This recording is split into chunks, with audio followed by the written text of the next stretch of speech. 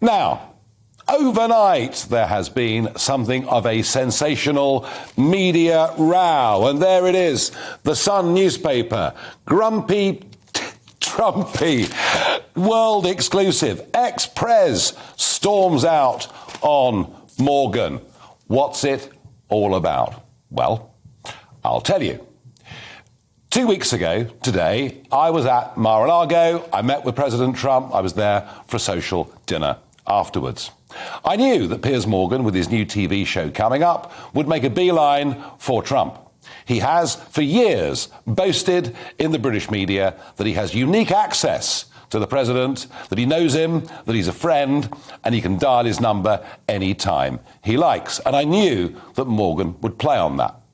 What I also knew was that President Trump would probably, being the busy man that he is, just not be aware of actually what Piers Morgan had been saying about him throughout 2020 and 2021. And so, yes, I did put a dossier on Trump's desk, and here it is, all 3 pages of it. And all it does is tell the truth that Morgan has been saying about his so-called friend, things like he behaves like a mafia mob boss, that he is deluded, boastful, petty, spiteful, an emperor with no clothes. He cannot be trusted with access to the nuclear codes, and on and on and on. He calls him a despicable lunatic. And I thought Trump ought to know the truth. And that is what that was intended to do. Because you know what?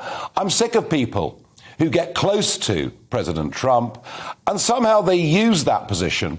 They use that position to benefit themselves and to do down Trump himself. So I thought a little bit of truth was the right thing. Trump indeed did hand the dossier back to Piers Morgan and said it would be a souvenir of his treachery. Now, I think all of that was bad enough, but it kind of gets a little bit worse, because here's the point about that Sun front page. Ex-Prez storms out on Morgan. So the impression was given in this newspaper and elsewhere that Trump had lost his rag and stormed out of the interview with Piers Morgan because he simply couldn't take it. Well, I tell you what, there's only one way to describe that news headline. It's very simple. It is fake news. And here's why. Here's the audio of actually what happened.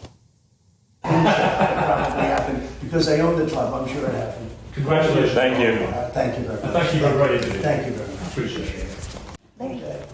That was a great interview. Yeah. Thank you very much. I really appreciate it. Bring the camera on.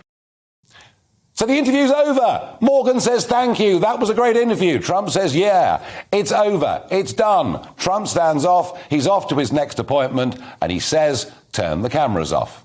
There is no way.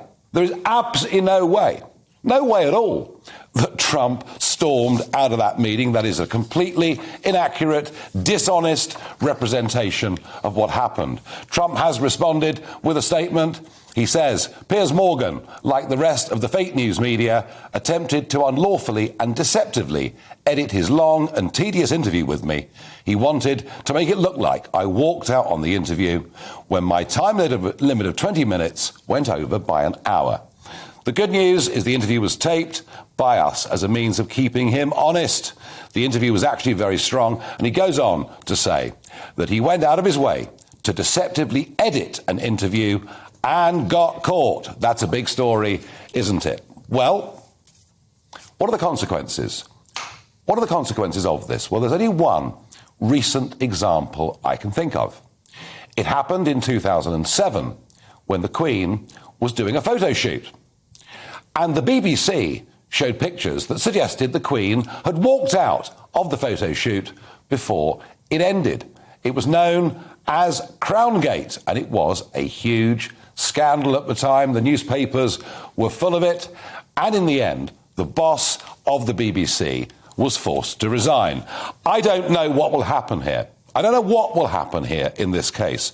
But what I do know is that there'll be many within Rupert Murdoch's media empire that will not be happy about what's happened at all. Many at Fox News, who over the course of the last few weeks have had Piers Morgan appearing on their shows because he is going to be doing a weekly Fox News broadcast. And there are so many of those presenters and producers within Fox that are big supporters of Donald Trump, and they're going to be simply appalled by this.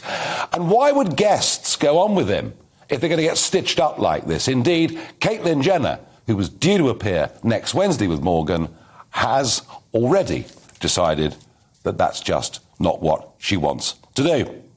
You'd have thought in the face of all of this, there might have been some sort of apology from Piers Morgan. But no, he's decided to fight Twitter wars with all and sundry, including me. Now, I have been called many things over the years, but this is a new one. Piers Morgan describes me as a dodgy guy. Yeah, that's what he says. He sends this message to Taylor, who is the spokesman for President Trump, and says, yeah, you know, you've relied on some dodgy bloke in London. Well, all I can say, Mr. Morgan, is that if I'm a dodgy guy, the words to describe you I would not be allowed to use before the watershed this evening. So that's the full truth of the story. Yes, I did present a dossier to Donald Trump because I thought he deserved to know the truth. I thought he deserved to know that Morgan wasn't really his friend, just happy to use him as and when it suited. Now, I want your responses to this. Tell me, what do you think about this saga? Let me know. Farage at gbnews.uk.